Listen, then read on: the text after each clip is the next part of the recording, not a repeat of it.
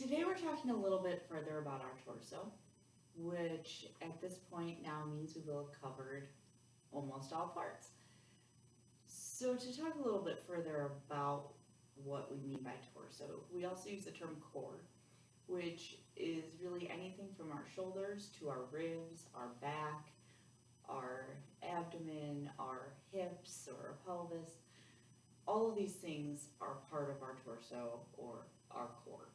It's everything except for our limbs. So no arms, no feet, no head. It's just the center of our bodies.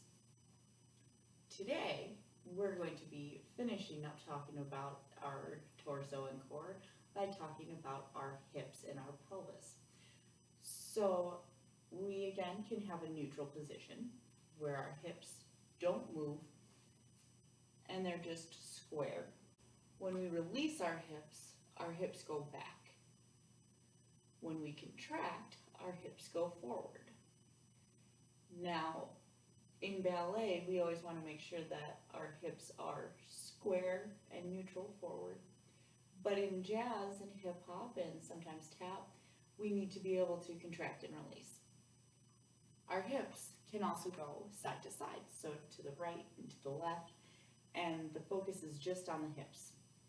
We can also make a square, just like we did for our ribs, in which case we would go forward, center, side, center, back, center, and to the side. Our hips are also able to make circles, so they can go both directions.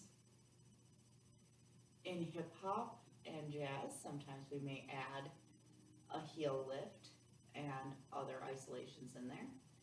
Our hips can also go on diagonals, so we can lift up in the hip and we can lift up as we do other positions. In jazz, this is often referred to as a high hip lift. Be sure to check back tomorrow as we talk about our legs. I will see you then.